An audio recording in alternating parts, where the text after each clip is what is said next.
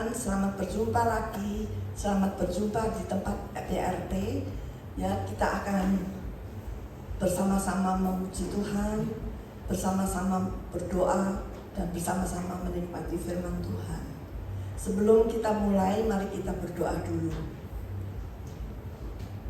Ya Bapa kami yang dalam surga, kami mengucap syukur, terima kasih Tuhan untuk kesempatan yang Kau berikan. Kami yang ada berada di sini hanya karena anugerah-Mu ya Tuhan. Terima kasih Tuhan, Kau sudah kenyangkan kami dengan makanan jasmani ya Tuhan. Dan kini kami rindu untuk mendengarkan firman-Mu dan rindu untuk berdoa bersama-sama dan juga memuji menyembah Engkau. Terima kasih ya Bapa. Tuhan, Engkau juga berkati kami semua yang di sini, yang hadir di sini, juga yang belum bisa hadir dan juga yang ada di rumah yang mereka mengikuti online. Terima kasih Tuhan untuk kebaikan kasih setia-Mu. Hanya dalam nama Yesus kami berdoa. Amin. Mari kita memuji, segala puji syukur hanya bagi Tuhan, karena Dia patut kita puji.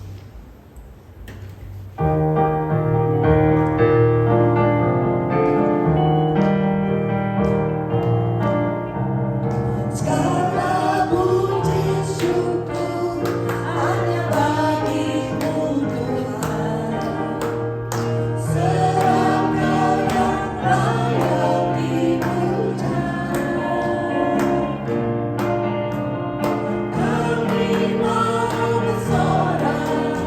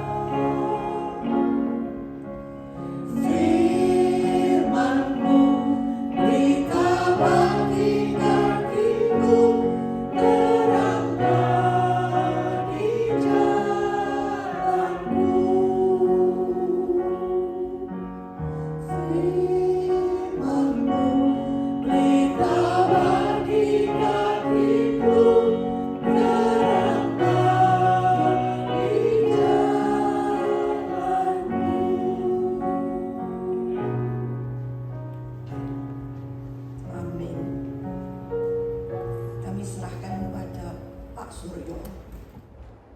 Ya Allah yang Maha Tinggi, kami datang di hadapan-Mu Tuhan dengan hati yang tulus dan rendah.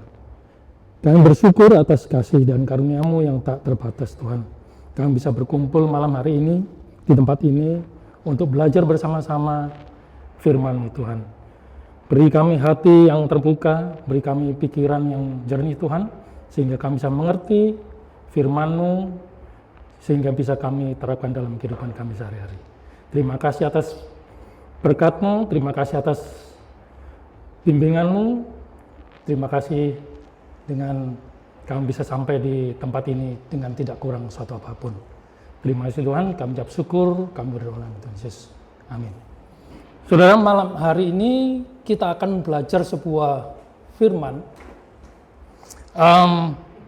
dan saya akan memberi sebuah tema dengan judul Total Depravity. Mungkin saudara-saudara ada yang pernah dengar istilah Total Depravity? Total depravity artinya kerusakan total atau kerusakan secara menyeluruh dari manusia. Bahasa singkatnya mungkin mati rohani. Beberapa hari yang lalu saya membaca sebuah jurnal kedokteran dari Universitas Samratulangi. Mereka mendefinisikan arti kematian. Menurut mereka, mati simotik atau mati klinis terjadi akibat terhentinya fungsi ketiga sistem penunjang kehidupan, yaitu susunan saraf pusat, sistem kardiovaskular, dan sistem pernafasan yang menetap. Secara klinis tidak ditemukannya lagi refleksi-refleksi, atau kalau kita lihat dari layar itu flat. Tidak ada denyut jantung, tidak ada hembusan nafas. Itu arti dari kematian atau mati secara klinis. Orang mati tidak bisa merespon apa aja. Mau dikasih makanan yang enak juga tidak bakal merespon. Kalau saudara pernah melihat acara ngaben di Bali, dibakar, mayatnya tidak bisa merasakan sakit lagi. Dibakar sampai habis, dikasih apapun juga tidak akan merespon. Itu mati. Sekarang kita melihat apa yang dikatakan oleh Alkitab tentang kematian atau tentang mati. Alkitab mengatakan bahwa kematian itu dibagi menjadi 3. Kematian jasmani, kematian rohani, dan kematian kekal. Kematian jasmani merupakan pemisahan tubuh dari jiwa dan roh. Sedangkan kematian rohani, artinya kematian rohani merupakan pemisahan roh manusia dari roh Allah. Yang ketiga, kematian kekal. Kematian kekal itu berarti kematian selama-lamanya. Kematian kekal adalah pemisahan manusia seutuhnya dari Allah. Kalau tadi secara kedokteran mati, orang mati tidak bisa merespon apapun, Alkitab juga mengatakan sama, bahwa orang mati rohani tidak akan bisa merespon apapun. Apapun, baik itu keinginan, manusia tidak mempunyai keinginan. Itu artinya mati rohani. Kita akan membahas kematian rohani menurut Alkitab, bahwa orang mati rohani sudah tidak bisa lagi merespon kehendak Allah, karena dosa sudah mencengkram dari segala aspek manusia, yaitu kehendak, pikiran, dan perasaan. Pikiran kita yang sudah tercemar, perasaan kita yang sudah tercemar, dan kehendak kita sudah tercemar. Saya sudah beberapa bulan kerja di USPS. Pada waktu minggu pertama, tidak ada yang pernah ngajarin saya. Tapi saya bisa mengetahui caranya mengakali sistem. Nggak ada yang ngajarin itu. Tapi terbesit itu di pikiran saya bahwa, oh ternyata kelemahan sistem ini saya bisa akali. Kalau kita mengirim surat, itu semua harus terkirim. Nggak boleh ada tertinggal. Atau kalau kita bilang itu, kalau kita terlambat kirim surat, itu berarti sama aja kita itu delay surat. Kalau itu cek yang ditunggu-tunggu sama orang-orang, itu kita bikin susah dia. Jadi makanya kita di pos tidak boleh sama sekali bawa pulang surat, apapun alasannya. Tapi saya bisa tahu gimana caranya supaya supervisor saya tidak tahu bahwa saya bawa pulang surat itu. Dan ternyata apa yang saya pikirkan itu sudah dilakukan selama ini oleh orang-orang yang sudah reguler. Nggak ada yang ngajarin saya. Itu pikiran saya. Sekarang tergantung apakah saya mau melakukan itu apa tidak. Kehendak kita. Orang reguler di tempat saya itu kalau kerja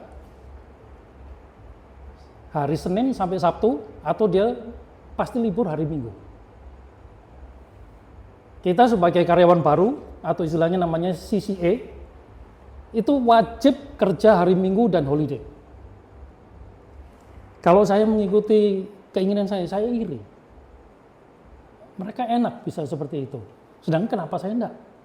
Tapi kalau kita biarkan seperti itu, rasa iri hati kita pelihara, damai sejahtera kita akan hilang. Kerja kita akhirnya jadi tidak benar. Itu menunjukkan bahwa sekalipun kita mengetahui firman Tuhan, tapi kalau kita biarkan, kita ikuti apa kemauan dari perasaan, pikiran, dan kehendak kita, artinya kita jatuh dalam dosa juga. Gitu. Sekarang kita melihat atau belajar dari Efesus ayat 1-2. Kamu dahulu sudah mati karena pelanggaran-pelanggaran dan dosa-dosamu. Kamu hidup di dalamnya karena kamu mengikuti jalan dunia ini, karena kamu mentaati penguasa kerajaan angkasa, yaitu roh yang sekarang sedang bekerja di antara orang-orang durhaka. Konteks dari ayat ini adalah Rasul Paulus berbicara tentang keadaan rohani dan perilaku jemaat di Efesus. Ayat 1 menunjukkan bahwa dosa adalah kematian jiwa dan orang berdosa ada dalam keadaan mati. Karena tidak lagi berpegang pada hukum dan kehidupan rohaninya lenyap. Ayat 2 menunjukkan keadaan berdosa adalah keserupaan dengan dunia ini. Dan pada dasarnya manusia adalah budak yang terikat pada dosa. Saya akan membagi menjadi 2 poin. Pertama adalah manusia sudah rusak sejak lahir, bahkan sejak dalam kandungan. Kita bisa baca di Kejadian 8:21b. Aku takkan mengutuk bumi ini lagi karena manusia, sekalipun yang ditimbulkan hatinya adalah jahat dari sejak kecilnya. Ayat ini menunjukkan keadaan manusia bahkan sejak kecilnya sudah cenderung berbuat dosa. Kalau kita ingat anak kecil, saya ingat waktu saya masih kecil ya, saya punya 5 saudara, sama saya 6. Seingat saya, orang tua saya tidak pernah mengajari rasanya iri hati atau wah ini tidak adil. Orang tua selalu menanamkan bahwa orang tua itu mengasihi dan mencintai semua anaknya tanpa terkecuali. Nggak ada namanya anak emas. Orang tua pasti menyayangi dan mencintai anak-anaknya. Tapi saya melihat kakak saya kok dibelikan baju baru, saya kok enggak. Nggak ada yang ngajarin. Tapi keinginan atau rasa iri hati itu muncul. Dulu saya tidak mengerti kenapa saya punya rasa iri hati. Tapi setelah kita belajar firman, ternyata memang sejak dalam kandungan pun kita sudah berdosa. Mazmur 51 ayat 7. Sesungguhnya dalam kesalahan aku diperanakan. Dalam dosa, aku dikandung ibuku. Konteks ayat ini, Raja Daud mengungkapkan penyesalannya dan memohon pengampunan dari Allah untuk memulihkan kehidupan rohaninya. Sejak dalam kandungan. Kalau kita berpikir, rasanya ngeri juga ya. Ternyata sejak dalam kandungan, kita berstatus orang berdosa. Mazmur 58 ayat 4. Sejak lahir orang-orang fasik telah menyimpang, sejak dari kandungan pendusta-pendusta telah sesat. Jadi sejak dalam kandungan kita sudah tercemar atau status kita sebagai orang berdosa. Tidak ada satupun yang tidak berdosa. Karena kesalahan satu orang maka ditimpakan kepada semua orang. Sekarang kita melihat akibat dari kematian rohani itu. Pertama, ia aktif berbuat dosa. Ini mencakup pikiran, perasaan, dan kehendak. Pikiran, pengertian, atau akal budi kita rusak.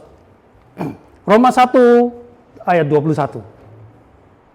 Sebab sekalipun mereka mengenal Allah, mereka tidak memuliakan Dia sebagai Allah atau mengucap syukur kepadanya. Sebaliknya, pikiran mereka menjadi sia-sia. Sia-sia di sini artinya, sekalipun manusia mempunyai pengetahuan akan Allah, tetapi manusia tidak bisa memuliakan dan menyembah Allah. Saya rasa semua orang umumnya menyadari bahwa Allah itu eksis. Tapi apakah semua orang mengakui atau hidup menghormati keberadaan Allah? Belum tentu. Roma 1 ayat 28. Dan karena mereka tidak merasa perlu untuk mengakui Allah, maka Allah menyerahkan mereka kepada pikiran-pikiran yang terkutuk, sehingga mereka melakukan apa yang tidak pantas. Pikiran yang terkutuk di sini artinya segala yang dipikirkan manusia adalah berbuat dosa. Atau kalau kita mau sebut ateis praktis. Saya dulu seperti itu. Saya ke gereja rajin, ikut kegiatan gerakan pemuda, tapi apakah kehidupan saya mencerminkan bahwa saya benar-benar mengakui keberadaan Allah? Saya rasa enggak. Sekalipun kita mengetahui keberadaan Allah, bukan berarti kehidupan kita mengakui kedaulatan Allah. Itu sama sebenarnya bahwa kita tidak lain adalah orang-orang pelaku ateis praktis. Datang ke gereja tiap hari Minggu, datang ke PRT bisa hari Jumat. Tapi apakah benar-benar kita mengakui kedaulatan Allah? Belum tentu. Mazmur 10 ayat 4. Kata orang fasik itu dengan batang hidungnya ke atas, Allah tidak akan menuntut, tidak ada Allah. Itulah seluruh pikirannya. Orang yang dikatakan sebagai, mungkin kalau di Jawa dibilangnya kejawen. Dia mengakui bahwa keberadaan sesuatu yang maha kuasa. Tapi dia tidak tahu apakah siapa yang maha kuasa itu. Bagi mereka, melakukan ritual, dari luar kita akan bisa melihat bahwa kehidupan mereka baik-baik saja. Mereka menolong, tapi harus diingat bahwa kebaikan yang tidak lahir dalam iman terhadap Kristus itu adalah sia-sia. Suatu perbuatan yang berdosa juga. Sekarang kita melihat hati atau perasaan kita rusak. Roma 1 ayat 21. Sebab sekalipun mereka mengenal Allah, mereka tidak memuliakan Dia sebagai Allah atau mengucap syukur kepadanya. Sebaliknya, pikiran mereka menjadi sia-sia dan hati mereka yang bodoh menjadi gelap. Rasul Paulus menceritakan keadaan bangsa-bangsa penyembah berhala. Sekalipun mereka tahu bahwa Allah itu nyata, tapi karena hati mereka sudah gelap. Jadi Rasul Paulus menceritakan bahwa pada zaman itu, sekalipun orang-orang mengetahui keberadaan Allah, karena justru pada zaman dahulu, zaman-zaman di saat para rasul, mereka ingin menciptakan sesuatu untuk membuktikan bahwa ada sesuatu yang di luar supranatural. Makanya kalau orang-orang Yunani lebih suka mereka menciptakan mitos-mitos. Ada dewa ini, dewa itu, dewa dan segala macam. Setiap alam mereka mempunyai penguasa. Karena mereka menciptakan itu. Dewa laut, dewa api, dan segala macam. Saya nggak hafal. Yeremia 17 ayat 9. Betapa liciknya hati, lebih licik daripada segala sesuatu. Hatinya sudah membatu, siapakah yang dapat mengetahuinya? Tidak adanya sukacita dan damai, ragu-ragu, atau tidak yakin terhadap kebenaran, iri hati, benci, tidak mengasihi, sombong, dan sebagainya. Itu cermin dari isi hati manusia. Bahwa iri hati, dengki, sombong, itu secara lahir atau secara natural manusia memiliki itu. Tidak pandang bulu. Orang yang sudah lahir baru pun bukan berarti terlepas dari rasa iri hati, sombong. Kenapa iblis jatuh atau dibuang dari surga? Karena kesombongan. Tuhan benci sekali terhadap orang sombong. Firman yang ada atau yang kita mengenal, keberadaan firman itulah yang membuat kita, sehingga kita tidak, rasa kesombongan itu bisa kita redam atau kita kendalikan. Rasa iri hati. Ketika kita mengetahui sesuatu yang lebih, atau kita lebih merasa lebih pintar, disitulah letak kesombongan akan timbul. Sekarang kita melihat kehendak atau keinginan kita rusak. Kehendak manusia tidak lagi dalam keadaan kekuatan moral yang murni. Menurut perjanjian baru, kehendak kita sekarang berada dalam perbudakan. Kita diperbudak oleh dorongan dan keinginan jahat dari hati kita. Kita bisa baca di Roma 7 ayat 18-19. Sebab aku tahu bahwa di dalam aku, yaitu di dalam aku sebagai manusia, tidak ada sesuatu yang baik, sebab kehendak memang ada di dalam aku, tetapi bukan hal yang berbuat baik, sebab bukan apa yang aku kehendaki, yaitu yang baik, yang aku perbuat, melainkan apa yang tidak aku kehendaki, yaitu yang jahat, yang aku perbuat. Bahkan kehendak kita dipengaruhi sedemikian rupa, sehingga kita lebih menginginkan kegelapan daripada terang. Rasul Paulus di sini menunjukkan bagaimana lemahnya manusia, bahwa tidak ada sedikit pun kebaikan dari manusia, karena seluruh manusia sudah tercemar oleh dosa. Sehingga apapun yang dihasilkan atau apa yang dilakukan tidak akan menghasilkan suatu kebaikan di mata Tuhan. Yohanes 3 ayat 19. Dan inilah hukuman itu, terang telah datang ke dalam dunia, tetapi manusia lebih menyukai kegelapan daripada terang, sebab perbuatan-perbuatan mereka jahat. Konteks dari ayat ini, pembicaraan Yesus dengan Nikodemus. Yesus mengatakan bahwa sifat manusia cenderung untuk berbuat dosa dan hidup di dalamnya. Bedanya kita jatuh dalam dosa dan hidup dalam dosa. Kira-kira seperti apa?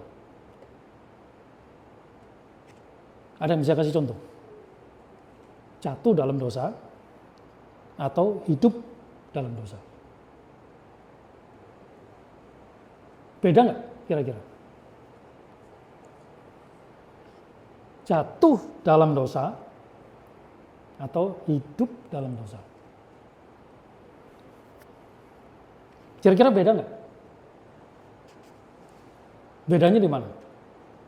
Semua orang pasti bisa jatuh dalam dosa, tidak terkecuali. Mau sebaik apapun, mau sepintar apapun, mau semengerti apapun terhadap firman, kita tetap bisa jatuh dalam dosa.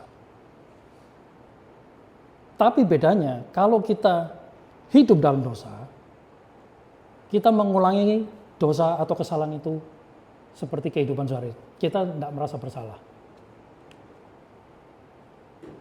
Tidak ada rasa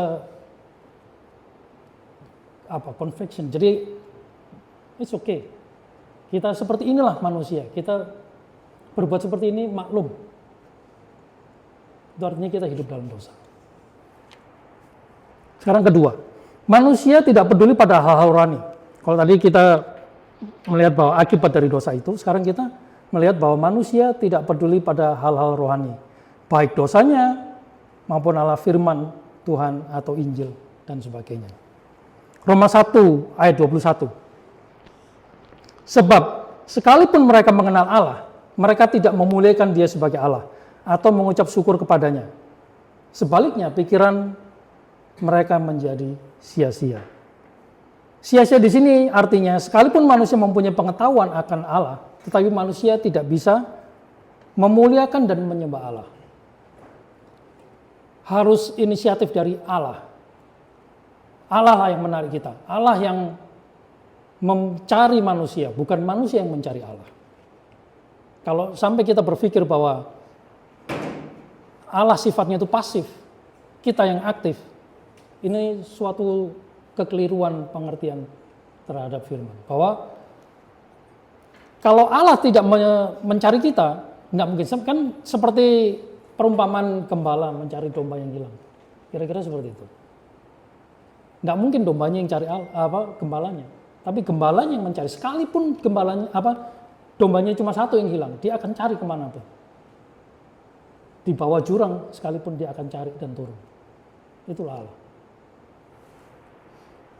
Sekarang kita bisa menyimpulkan dari apa yang kita tadi baca, bahwa anugerah Allah datang dari satu pihak, yaitu dari Allah yang berdaulat. Beberapa hari yang lalu saya cuci mobil. Mobil saya sudah berminggu-minggu nggak dicuci.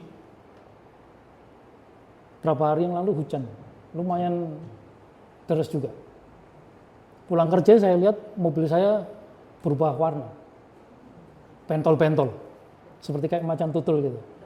Waktu saya pulang, istri saya bilang, itu mobil kok bisa kayak begitu? Nggak dicuci tak? Ya udah besok, saya bilang gitu. Besok tarsok begitu kan. Kemudian saya pikir, waduh jelek juga ya.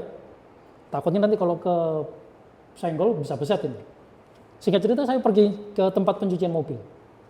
Saya duduk, saya bayar, saya lihat mobil saya masuk, prosesnya masuk, dibersihkan.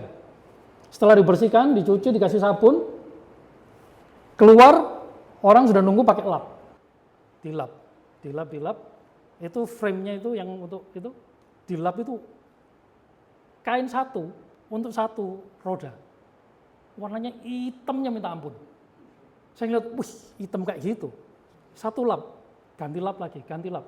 Kira-kira mungkin satu mobil bisa menghabiskan sekitar 5 atau 6 lap. Hanya untuk bersihkan, padahal tadi sudah dicuci kan tadi. Sudah dicuci pakai sabun. Dibersihkan. Dikumpulkan, kalau satu hari itu ada 100 mobil aja, berapa lap mobil itu. Dan itu semuanya warnanya hitam. Dan mereka taruh, dikumpulkan jadi satu, di sebuah pencucian baju, mesin pencuci itu, ditaruh di situ semua, dikumpulkan. Pek. Dicuci, apakah semua semua kain itu bersih? Enggak. Disortir sama tukang lapnya itu, disortir, dipisah-pisahkan. Yang masih bagus, ditaruh di sebelah untuk nanti dikeringkan dan akan dipakai lagi. Yang sudah nggak bisa dibersihkan lagi, dibuang. Seperti itulah kotor kita. Bahkan kalau dibandingkan,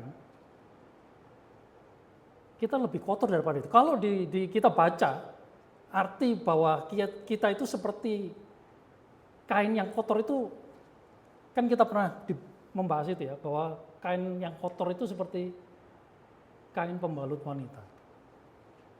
Seperti itulah kita. Bahwa kita sedemikian kotornya, tidak mungkin kita membersihkan diri sendiri. Lap yang tadi kotor, tidak mungkin bisa membersihkan diri. Harus ada yang membersihkan.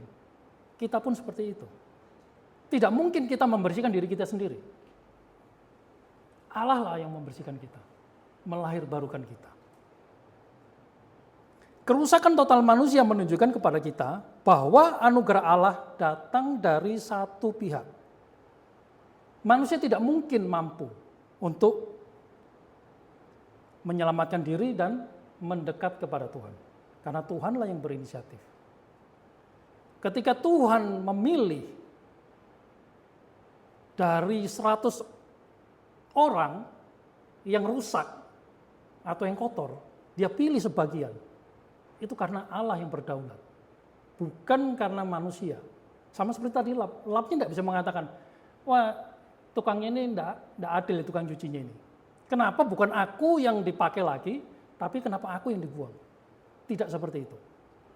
Itulah anugerah dari Allah. Kalau kita beranggapan bahwa kita mempunyai kemampuan untuk membersihkan diri, kemampuan untuk mengatakan, saya mau mendekat Tuhan. Keliru saudara, bahwa ada doktrin tertentu yang mengatakan bahwa tergantung dari manusianya.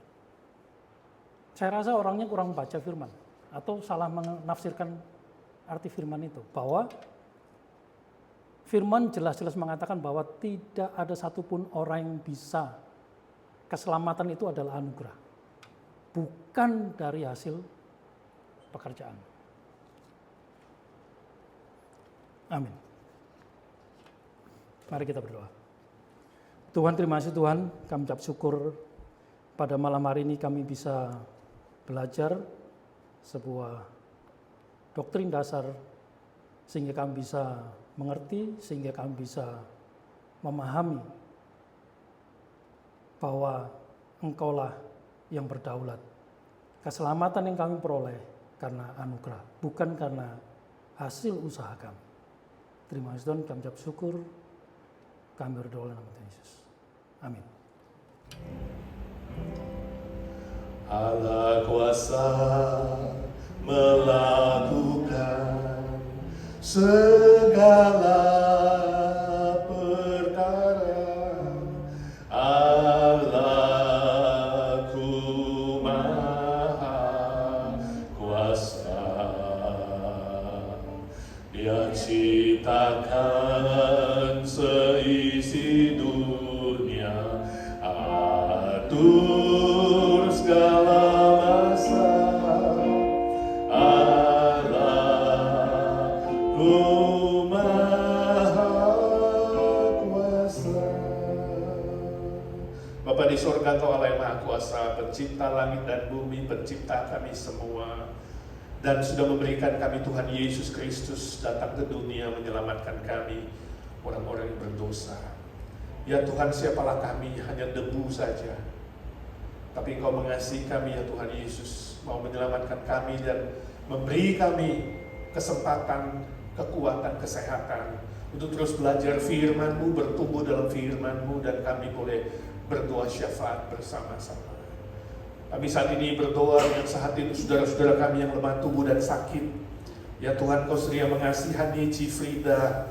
Kami dengar dia sakit sehingga tidak bisa hadir dan ikut berdoa malam ini. Kami ingin berdoa dalam nama Tuhan Yesus. Tuhan, tampangkan tangan dan sembuhkan dia. Kami berdoa di sini, Roh Kudus-Mu bekerja di sana. Juga Bu Nina yang belum pulih infeksinya, Tuhan kasihani dia. Yang di dalam kesakitan, kami minta dalam nama Tuhan Yesus, kurangi rasa sakitnya ya Tuhan. Kuatkan dia, topang dia. Kami tahu suatu hari Tuhan pasti akan memulihkan dia dan dia mendapat kemenangan seperti Ayub yang harus menderita karena kebenaran Tuhan. Suatu hari iblis akan ditaklukkan.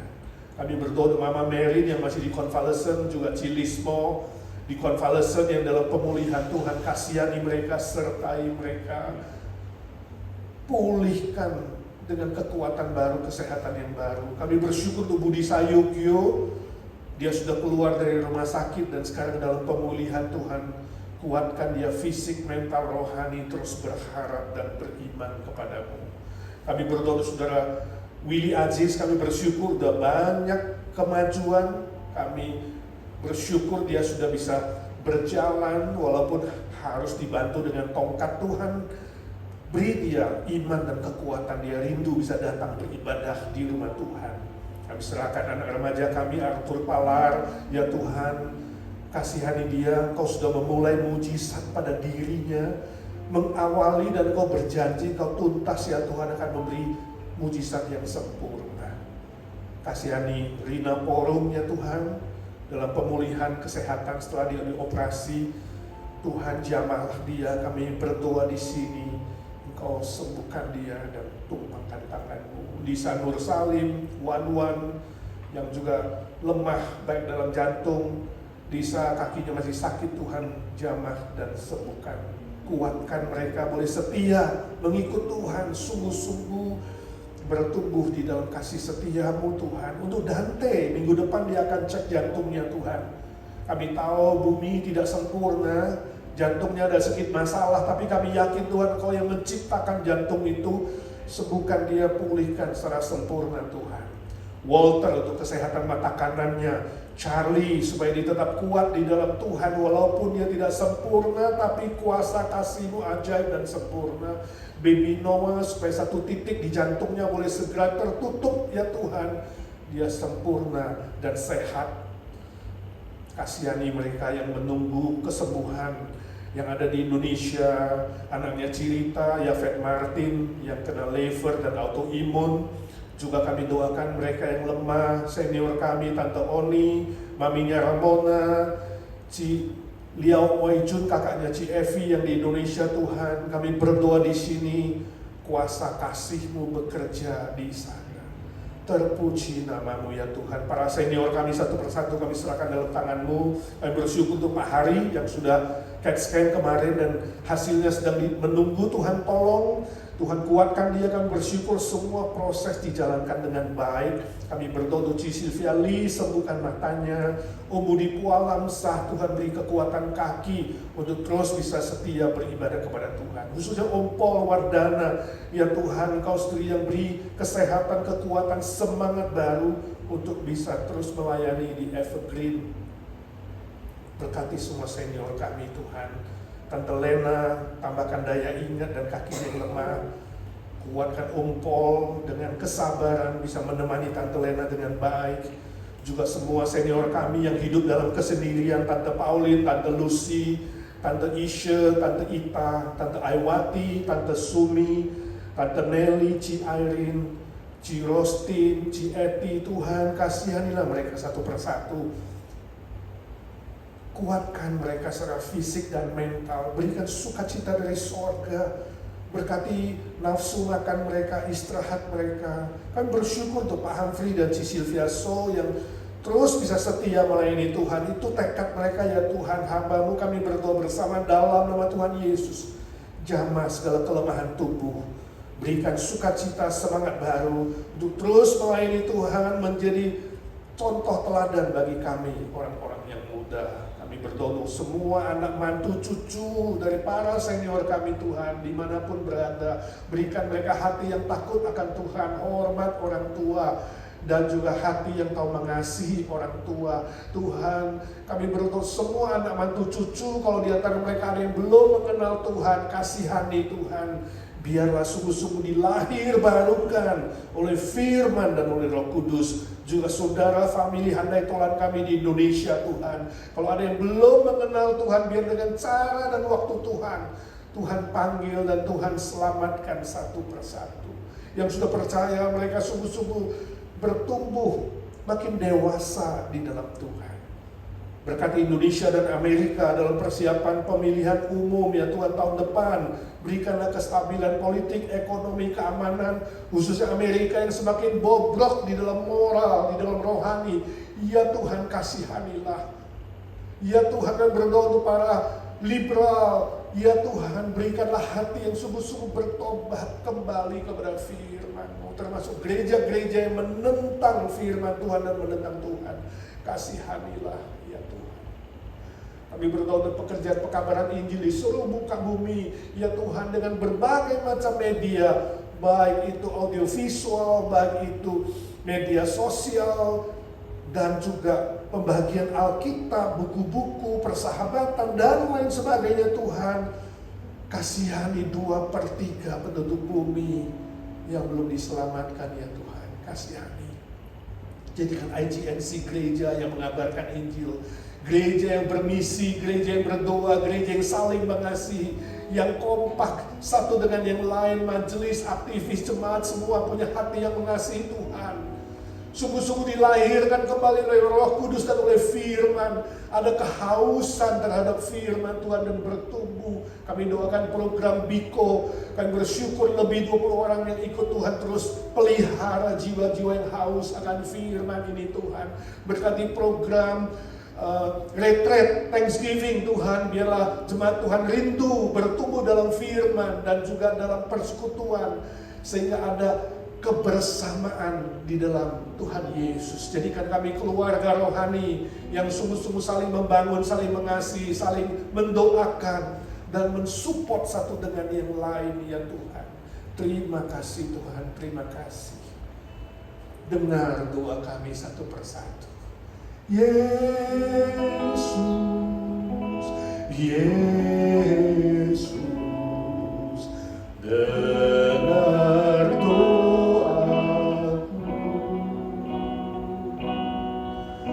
Janganlah Tuhan halui, berilah berkat-Mu.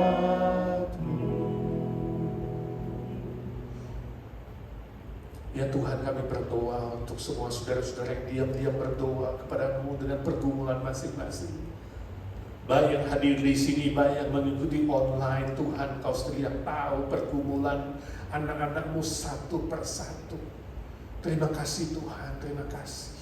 Entahkah itu pergumulan keluarga, relasi, sekolah, pekerjaan, teman hidup, status, dan berbagai macam persoalan lain ya Tuhan.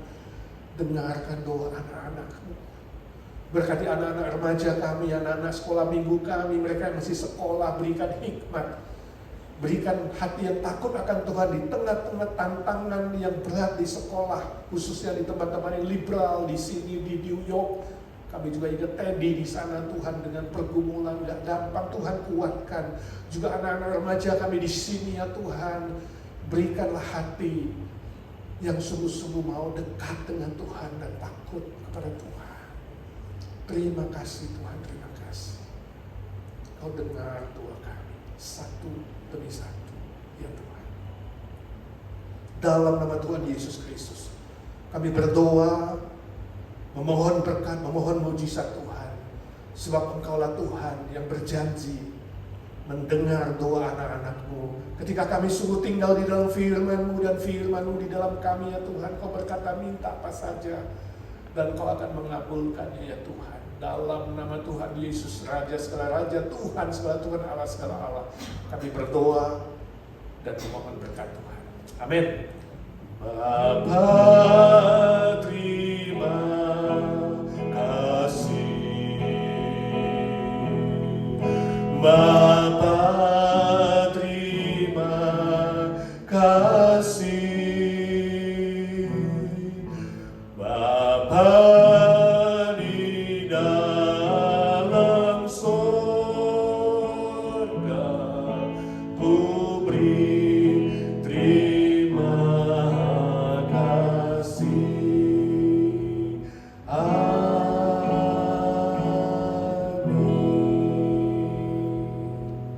Amin. Saudara, hari Minggu kita tetap ada ibadah live di gereja. Mari saudara yang sehat, yang diberi kesempatan oleh Tuhan, datang beribadah dan ingat untuk menyembah dan memuji Tuhan, sebab lewat ibadah seperti itulah berkat-berkat Tuhan diturunkan secara jasmani, rohani, materi, dan semua aspek hidup saudara. Tuhan memberkati.